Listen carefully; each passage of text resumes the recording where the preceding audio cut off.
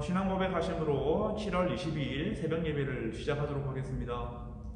전능하사 천지를 만드신 하나님 아버지를 내가 믿사오며 그 외아들 우리 주 예수 그리스도를 믿사오니 이는 성령으로 잉태하사 동정녀 마리아에게 나시고 본디오 빌라도에게 고난을 받으사 십자가에 못 박혀 죽으시고 장사한 지 사흘 만에 죽은 자 가운데에서 다시 살아나시며 하늘에 오르사 전능하신 하나님 우편에 앉아 계시다가 저리로서 산자와 죽은 자를 심판하러 오시리라. 성령을 믿사오며 거룩한 공예와 성도가 서로 교통하는 것과 죄를 사하여 주시는 것과 몸이 다시 사는 것과 영원히 사는 것을 믿사옵나이다. 아멘. 주님 감사합니다. 오늘 새벽에도 우리에게 생명의 말씀을 허락하여 주시옵시고 우리가 이 말씀을 함께 나누고 묵상해 볼 때에 우리의 마음속에 있는 염려와 근심들이 떠나갈 수 있도록 우리에게 합당한 은혜를 허락하여 주시옵소서. 이 모든 말씀 살아계신 예수 그리스도의 이름으로 기도드렸습니다. 아멘. 오늘 새벽에 함께 나누어볼 말씀은 누가복음 12장 22절에서 29절 말씀이 되겠습니다. 제가 말씀을 봉독하겠습니다. 또 제자들에게 이르시되 그러므로 내가 너희에게 이르노니 너희 목숨을 위하여 무엇을 먹을까 몸을 위하여 무엇을 입을까 염려하지 말라. 목숨이 음식보다 중하고 몸이 의복보다 중하니라. 까마귀를 생각하라. 심지도 아니하고 거두지도 아니하며 골방도 없고 창고도 없으되 하나님이 기르시나니 너희는 새보다 얼마나 더 귀하냐. 또 너희 중에 누가 염려함으로 그 키를 한 자라도 더할 수 있느냐. 그런지 가장 작은 일도 하지 못하면서 어찌 다른 일들을 염려하느냐. 백합화를 생각하여 보라. 실도 만들지 않고 짜지도 아니하느니라. 그러나 내가 너희에게 말하노니 솔로몬의 모든 영광으로도 입은 것이 이 꽃 하나만큼 훌륭하지 못하였느니라. 오늘 있다가 내일 아궁 위에 던져지는 들풀도 하나님이 이렇게 입히시거든. 하물며 너희일까 보냐. 믿음이 작은 자들아, 너희는 무엇을 먹을까 무엇을 마실까 하여 구하지 말며 근심도 하지 말라. 아멘. 사람이라면 누구나 한 가지씩은 가지고 있는 것이 있습니다. 그것은 바로 염려와 근심이다라는 것이죠. 그렇지 않아도 염려와 근심이 참 많은데 요즘에는 코로나로 인해서 더 많은 염려가 우리의 마음을 힘들게 하고 있습니다. 그렇다면 왜 인간은 염려와 근심에서 자유할 수 없는 것일까요? 그 이유는 먹고 사는 문제와 연결이 되어 있기 때문입니다.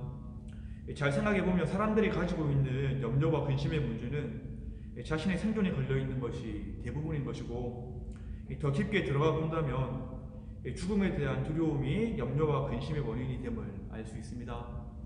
즉 죄에 빠진 사람들은 죽음에 대한 두려움이 있기 때문에 염려와 근심에서 자유할 수 없다는 것을 우리는 알 수 있게 된다는 것이죠.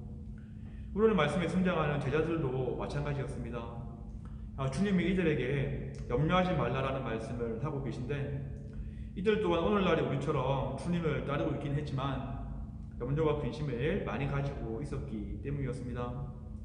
자신의 미래가 걱정되었을 것이고 고향에 두고 온 가족들이 염려되었을 것입니다. 그리고 얼마 전에 주님께서는 계속해서 십자가에서 죽을 것이라는 말씀을 하셨는데, 진짜 예수님이 죽고 나면 우리는 어떻게 해야 하나, 이러한 여러 가지 것들이 염려와 근심으로 다가올 수밖에 없었던 것이었습니다. 그래서 주님은 이들의 마음을 아시고 염려하지 말라라고 말씀을 하고 계시다라는 것이죠. 주님은 3번이나 염려하지 말라고 강조를 하십니다. 22절 말씀에서 염려하지 말라는 말씀을 하고 계시고, 29절 말씀을 보아도 근심하지 말라라고 말씀을 하십니다. 32절에서 한 번 더 말씀하시는데 적은 무리여 무서워 말라라고 당부를 하신다라는 것이죠. 염려와 근심이 어떠한 마음의 상태이기에 주님이 계속해서 염려하지 말라라는 말씀을 하신 것일까요? 먼저 염려라는 말을 보면 마음이 산만해진 상태를 의미하는 뜻이기도 합니다. 염려가 우리 마음속에 생기면 마음이 산만해져서 목표를 잃어버릴 수밖에 없게 되는 것이고, 의도치 않게 계속해서 부정적인 생각과 안 좋은 마음만을 가지게 된다라는 것이죠. 근심도 마찬가지입니다. 근심이라는 말은 불확실함, 공중에 붕 떠있는 상태를 의미하는 단어인 것인데, 마치 바닷가에서 풍랑이 칠 때 배가 갈 길을 잃고 이리저리 요동치는 상태, 바람에 따라 이리저리 밀려다니는 구름과 같은 상태가 근심 있는 마음의 상태인 것이죠. 그렇게 염려와 근심의 문제는 인간의 힘으로 해결할 수 없는 마음의 문제라고도 볼 수 있을 것입니다. 이 사실을 알고 계셨기에 주님께서도 염려와 근심, 두려움을 경계해야 되고 이겨내야 한다고 강하게 권면을 하신 것이었습니다. 그러면서 주님의 염려를 이길 수 있는 4가지 방법을 제시해 주시는데, 오늘 새벽에는 먼저 그 2가지 방안을 살펴보도록 하겠습니다. 첫 번째로 주님은 물질보다 더 중요한 것이 있다고 말씀을 하시는데, 23절 말씀을 제가 읽어보겠습니다. 목숨이 음식보다 중하고 몸이 의복보다 중하니라. 주님은 이 말씀에서 목숨이 음식보다 중요하고 몸이 의복보다 중요하다는 말씀을 하십니다. 즉 삶 가운데 중요한 것은 먹고 마시는 것, 입고 사는 것에만 달린 것이 아니라 더 중요한 것이 있다는 말씀을 하신 것이죠. 주님이 하신 이 말씀을 더 잘 이해해보기 위해서 우리는 광야의 이스라엘 백성들을 떠올려 볼 필요가 있습니다. 이스라엘 백성들이 광야를 지날 때에 주님은 하루치의 만나만을 주었습니다. 만약 그 필요 이상의 양을 거두면 벌레가 먹어버려서 먹지 못하게 변해버렸던 것이었죠. 그리고 하나님은 때로는 물이 없는 것으로, 풀 한 폭이 없는 것으로 이스라엘 백성들을 인도하기도 했습니다. 그 이유가 무엇이었습니까? 신명기 8장 3절에서는 그 이유에 대해서 명확하게 말씀을 하고 있는데, 제가 이 말씀을 읽어보겠습니다. 너를 낮추시며 너를 줄이게 하시며 또 너를 알지 못하며 내 조상들도 알지 못하던 만나를 내게 먹이신 것은 사람이 떡으로만 사는 것이 아니요 여호와의 입에서 나오는 모든 말씀으로 사는 줄로 내가 알게 하려 하심이라. 아멘. 하나님께서 광야에서 이스라엘 백성들을 훈련시키고자 했던 이유는 그들의 인생이 단지 입고 먹고 마시는 것, 즉 물질이 있지 않다는 사실을 깨우치기 위함이었습니다. 우리의 삶 자체는 하나님이 우리에게 공급해 주시는 모든 것에 달려있다는 교훈을 주시기 원했다라는 것이죠. 이 말씀을 통해서 예수님께서는 제자들에게도 동일한 교훈을 주기 원했던 것이었습니다. 먹고 마시는 것도 중요하지만 그것이 다가 아니다. 하나님이 더 중요하다. 그분이 너를 돌보시는 분이고 그분을 신뢰하는 것이 더 중요하다는 말씀을 주님께서는 지금 하고 계시다라는 것이죠. 이와 같은 맥락에서 예수님은 까마귀를 예로 드시면서 논증을 확대해 나가십니다. 24절 말씀을 제가 읽어보겠습니다. 까마귀를 생각하라. 심지도 아니하고 거두지도 아니하며 골방도 없고 창고도 없으되 하나님이 기르시나니 너희는 새보다 얼마나 더 귀하냐. 아멘. 앞서 말씀에서 주님께서는 한 아사리온에 5마리 하는 참새도 잊지 않으시고 기억하고 계신다라는 말씀을 하신 적이 있습니다. 이제 까마귀를 생각해 보라고 요청하시는데, 까마귀를 예로 드시면서 인간의 기본적인 필요에 대한 하나님의 돌보심을 설명하고 계시다라는 것이죠. 여기에서 주님은 새를 예로 드셨지만 새뿐만 아니라 모든 동물들을 우리가 보면 어떻게 살아가고 있습니까? 스스로 식량을 공급할 수 있는 농사 체계가 없습니다. 그 이유가 무엇이겠습니까? 하나님이 이들을 기르시기 때문이다라는 것이죠. 하물며 이러한 미물도 하나님이 돌보고 기르시는데 하나님을 신뢰하지 않겠냐고 주님은 믿음의 도전을 해오신 것이었습니다. 물론 이러한 주님의 말씀은 하나님을 신뢰하고 아무것도 하지 말라는 그런 단순한 말씀이 아니었던 것이죠. 계획하고 준비하고 노력은 하지만 모든 것은 하나님께 달려있다. 나의 공급자가 하나님이라는 신뢰를 가지고 살라는 주님의 말씀이었습니다.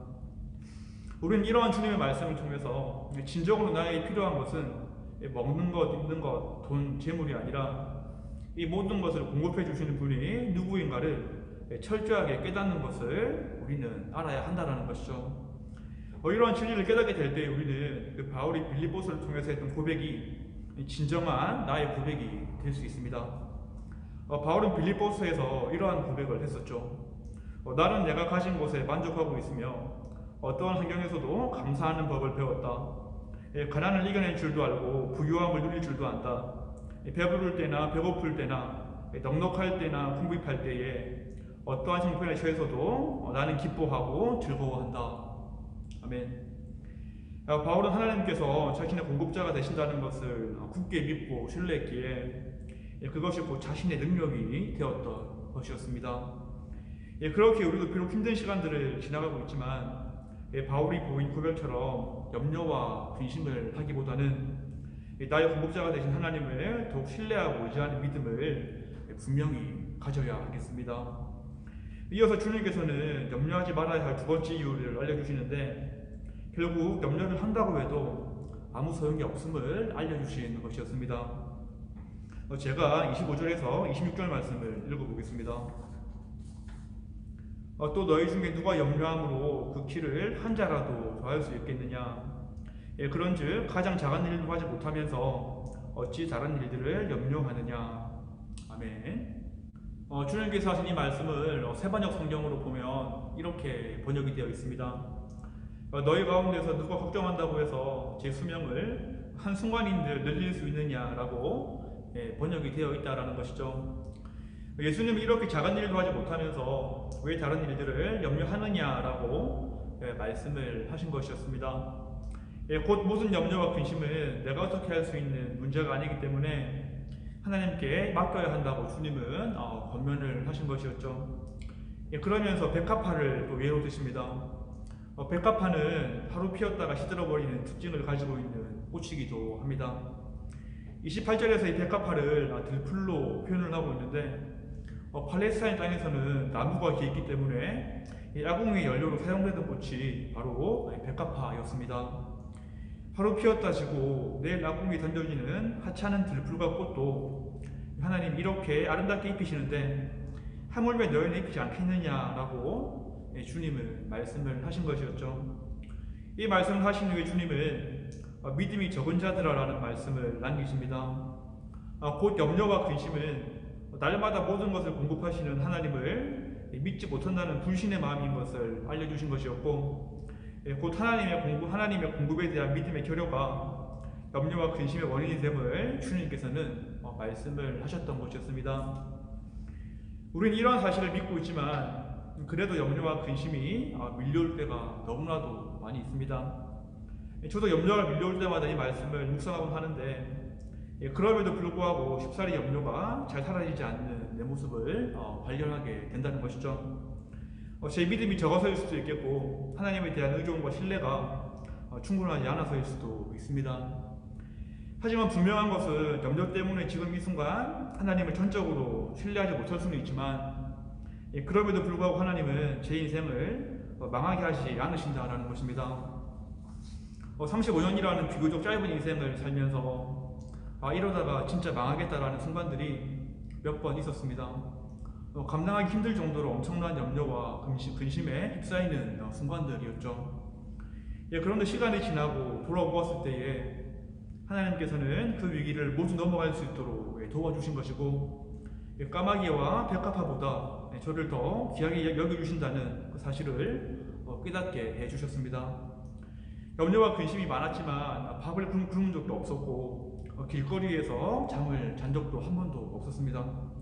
하나님의 돌보심과 보호하심이 있었기 때문이었죠. 일용할 양식을 채워주시고 잠들 수 있는 하루 잠자리를 주님께서는 허락해 주셨던 것이었습니다. 그래서 염려가 몰려올 때면 이 말씀과 함께 이제까지 함께 동행해 주신 에베네셀의 하나님을 천천히 묵상을 해봅니다. 그때 주님은 성령님을 통해서 이러한 말씀을 하십니다. 하물며 너희일까 보냐 믿음이 작은 태이가 무엇을 먹을까 무엇을 마실까 두려워하지 말고 근심도 하지 마라. 내가 너의 아버지가 되는 전능한 하나님이야 라고 주님은 다정하게 위로를 해주신다는 것입니다. 코로나로 인해서 많은 분들이 염려와 근심에 휩싸여 있을 수가 있을 것입니다. 하지만 주님 오늘도 동일하게 말씀을 하고 있습니다. 하물며 너희일까 보냐 하물며 너희일 거보냐. 이 말씀을 붙잡고 힘든 시간들을 이겨내시는 모든 분들이 되기를 소망하겠습니다. 이 힘든 시간들이 지나고 뒤를 돌아보았을 때에 분명히 모든 것을 공급해 주시고 내 삶을 보호해 주신 하나님들을 고백하는 시간들이 반드시 찾아올 것이기 때문입니다. 기도하겠습니다. 하나님 말씀 주심에 감사합니다. 말씀을 통해서 다시 주님을 신뢰하기 원합니다. 모든 것을 공급해 주시고 우리의 삶을 붙잡고 계신 하나님만을 믿고 의지하기 원합니다. 힘든 시간 가운데 염려와 근심에 빠져 살아가는 것이 아니라 하나님을 바라볼 수 있도록 하여 주시고 또 우리의 삶을 돌봐주시는 은혜를 경험할 수 있도록 우리의 삶 가운데 임재해 주시옵소서. 이 모든 말씀 살아계신 예수 그리스도의 이름으로 기도드렸습니다. 아멘. 주기도문 하심으로 새벽 예배를 마치도록 하겠습니다. 이 하늘에 계신 우리 아버지여, 이름이 거룩히 여김을 받으시오며 나라가 임하시오며 뜻이 하늘에서 이루어진 것 같이 땅에서도 이루어지이다. 오늘 우리에게 일용할 양식을 주시옵고 우리가 우리에게 죄 지은 자를 사하여 준 것 같이 우리 죄를 사하여 주시옵고 우리를 시험에 들게 하지 마시옵고 다만 악에서 구하시옵소서. 나라와 권세와 영광이 아버지께 영원히 있사옵나이다. 아멘.